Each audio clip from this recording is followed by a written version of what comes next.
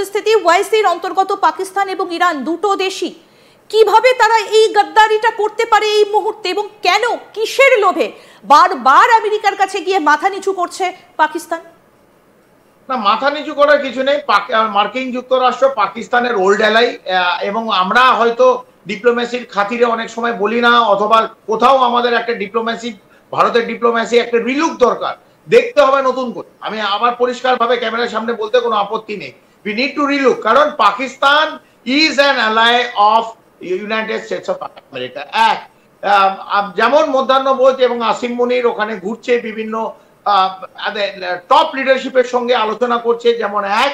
দ্বিতীয়, তিনি Pakistan, which is আমাদের জন্য টেররিস্ট স্থান, তার নিজের স্থল, জল এবং বায়ু তিনটেই দিয়ে দিয়েছে, হ্যান্ড ওভার করে দিয়েছে মার্কিন যুক্তরাষ্ট্রকে। তারা ইরানের বিরুদ্ধে যা ইচ্ছে করতে পারে, এবং আমাদের এর মধ্যে জানা উচিত যে Pakistan is also part of OIC এবং ইরানও ইজ পার্ট অফ ওআইসি।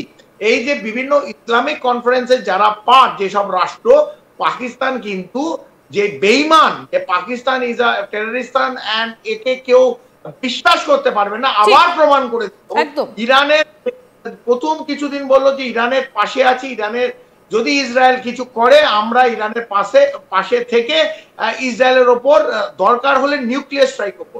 কিন্তু আজকে দেখলাম যে কমপ্লিট একটা 360 ডিগ্রি পোল ভল্ট করে মার্কিন যুক্তরাষ্ট্রের সামনে পাশে দাঁড়ালো এবং তাদের নিজের বন্ধু দেশ ইরানকে পেছন থেকে একটা ছোড়া মেরে দিল। এই হচ্ছে পাকিস্তানের ক্যারেক্টার। ট্রাম্প সকালে কি বলে, বিকেলে কি বলে, দুটোর মধ্যে কোনো সমানভাবে কোনো কিছু সিমিলার থাকে না। এবং আমরা দেখেছি যে আজকে আমি আর আপনি যখন কথা বলছি, আজকে যখন মধ্যাহ্ন ভোজ হবে ট্রাম্পের, মানে আমেরিকার, আমাদের সঙ্গে 10 ঘন্টার তফাৎ, পাকিস্তানের যে আসিম মুনির, যে জেনারেল, নিজেকে অবশ্য তাই সে ফিল্ড মার্শাল বলে, সে কিন্তু এই মার্কিন যুক্তরাষ্ট্র প্রেসিডেন্টের সঙ্গে মধ্যাহ্ন ভোজ আজ করবে। পাকিস্তান তার নিজের জমি, বায়ু, স্থল এবং জল কমপ্লিটটা হাতে করে, প্লেটে করে তুলে দিচ্ছে কাকে? মার্কিন যুক্তরাষ্ট্রকে। ইতিমধ্যে আমি যে বলা শুরু করলাম, মার্কিন যুক্তরাষ্ট্রের অনেক প্লেন এই বিভিন্ন এয়ারফোর্স বেসে কিন্তু ল্যান্ড করে গেছে। তারা ইরানের যে বর্ডার, বালুচিস্তান ইরান যে বর্ডার আছে, তাতে থেকে ইরানে ঢোকা সোজা, এবং যত ইনফরমেশন, ইন্টেলিজেন্স ইনফরমেশন তারা ইতিমধ্যে পেয়েছে পাকিস্তান, মার্কিন যুক্তরাষ্ট্রের সঙ্গে কিন্তু এরা শেয়ার করছে। এবং প্রেসিডেন্ট ট্রাম্প দেখবেন খুব ক্লিয়ারলি বলেছে যে খামেনেনি কোথায় লুকিয়ে আছে, কোন সেটা আমরা জানি, আমরা কিন্তু সবাই জানি একদম। কিন্তু এখনই তাকে শেষ করা হবে না, তিনি এই বার্তাটাও দিয়েছেন। আমি আরেকটা বিষয় আপনার কাছ থেকে জানতে চাইবো, যে আমরা গতকাল সারাদিন তো এইগুলো নিয়ে আলোচনা করেছি, চীন কি বলছে, রাশিয়া কি বলছে, আমরা এগুলো নিয়ে আলোচনা করেছি। কিন্তু কালকে আমরা দেখলাম যে চীনের একটা কার্গো কিন্তু ঢুকে পড়লো ইরানের আকাশসীমায়।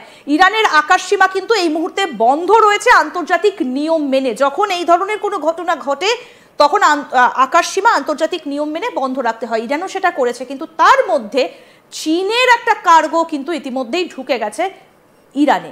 তাহলে কি এবার চীন প্রত্যক্ষভাবে সাপোর্ট করছে ইরানকে? দেখুন ইন্দিরা, রাশিয়া অথবা চীন এবং আর একটা বড় প্লেয়ার যার নাম আমরা নিইনি অথবা আপনি নেননি, নর্থ কোরিয়া, উত্তর কোরিয়া, এই তিনজনে কিন্তু সবসময় ইরানের পাশে আছে।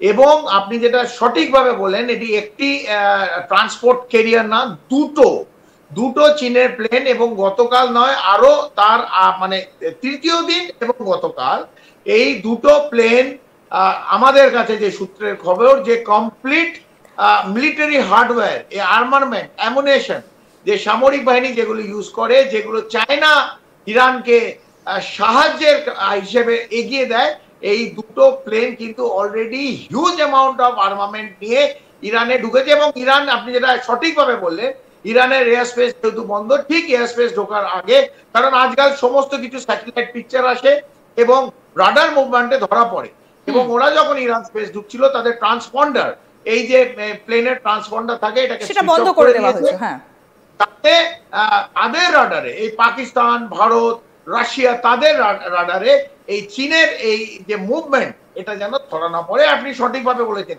চীন ইরানের পাশে থাকবে, রাশিয়া ইরানের পাশে থাকবে, উত্তর কোরিয়ার ইরানের পাশে থাকবে। একদম ফিজিক্যালি থাকবে কিনা আজকে এই সময় আমরা বলতে পারবো না। তবে মার্কিন যুক্তরাষ্ট্র যদি কমপ্লিটলি এই ইসরায়েলের পাশে থাকে এবং এই কমপ্লিট এই মধ্যপ্রাচ্য অথবা ওয়েস্ট এশিয়া আরো অশান্ত করে ওঠে, কালকে রাশিয়া স্ট্যান্ড কি হবে আজকে আমরা বলতে পারছি। ঠিক, আমি এই জায়গায় একটা প্রশ্ন আপনার কাছে রাখবো, যে আপনি বলছেন যে চীন আজকে সেখানে কার্গো উড়িয়েছে, এরপরে রাশিয়া পাশে থাকতে পারে এবং সেটা কিভাবে থাকতে পারে সেটা পরের প্রশ্ন। আমি এখান থেকে একটা প্রশ্ন করব, এই যে G7 সেখানে তো রাশিয়া চীন নেই, কিন্তু ডোনাল্ড ট্রাম্প বলছেন যে তিনি চান যে রাশিয়া এতে আসুক, চীন থাকলেও মন্দ হয় না, এই গ্রেড 7টাকে গ্রেড 8 বা গ্রেড 9-এ তিনি দেখতে চান। তাহলে কি আগে থাকতে এটা রাশিয়াকে বলে রাখা যে তারা যেন ইরানের ফরে না যায়, তাদের পক্ষেই থাকে? এটা কি একটা ডোনাল্ড ট্রাম্পের স্ট্র্যাটেজি বলে আপনি মনে করেন? ডোনাল্ড ট্রাম্প একটা খুব চালাক লোক, একদম ইজ এ কমপ্লিট বিজনেসম্যান, এবং আমেরিকার রাষ্ট্রের কি ভালো সেটাই উনি বোঝেন, এর থেকে বেশি বোঝেন না। এবং আমি জানি না যে ওনার যে মুভমেন্ট গুলো হচ্ছে এটা কিন্তু একটা পয়েন্ট অফ কনসার্ন, কারণ বাংলাদেশে আমরা দেখেছি আমাদের পূর্বে বাংলাদেশে কি অবস্থা হয়েছে, তার পেছনে মার্কিন যুক্তরাষ্ট্র আছে।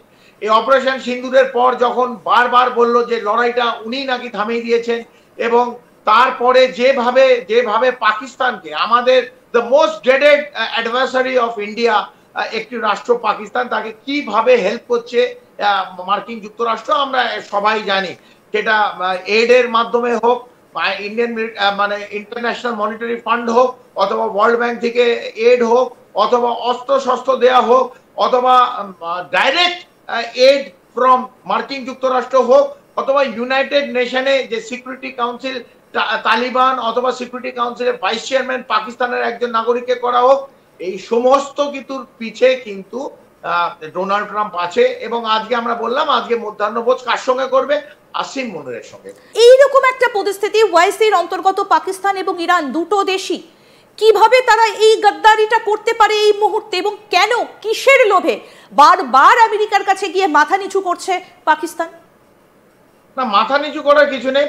মার্কিন যুক্তরাষ্ট্র পাকিস্তানের ওল্ড অ্যালাই, এবং আমরা হয়তো ডিপ্লোমেসির খাতিরে অনেক সময় বলি না, অথবা কোথাও আমাদের একটা ডিপ্লোমেসি, ভারতের ডিপ্লোমেসি একটা রিলুক দরকার, দেখতে হবে নতুন করে। আমি আবার পরিষ্কারভাবে ক্যামেরার সামনে বলতে কোনো আপত্তি নেই, উই নিড টু রিলুক, কারণ Pakistan is an ally of United states of America.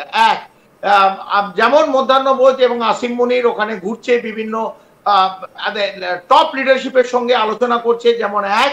দ্বিতীয়, তিনি পাকিস্তান which is আমাদের জন্য টেররিস্ট স্থান, তার নিজের স্থল, জল এবং বায়ু তিনটেই দিয়ে দিয়েছে, হ্যান্ড ওভার করে দিয়েছে মার্কিন যুক্তরাষ্ট্রকে। তারা ইরানের বিরুদ্ধে যা ইচ্ছে করতে পারে।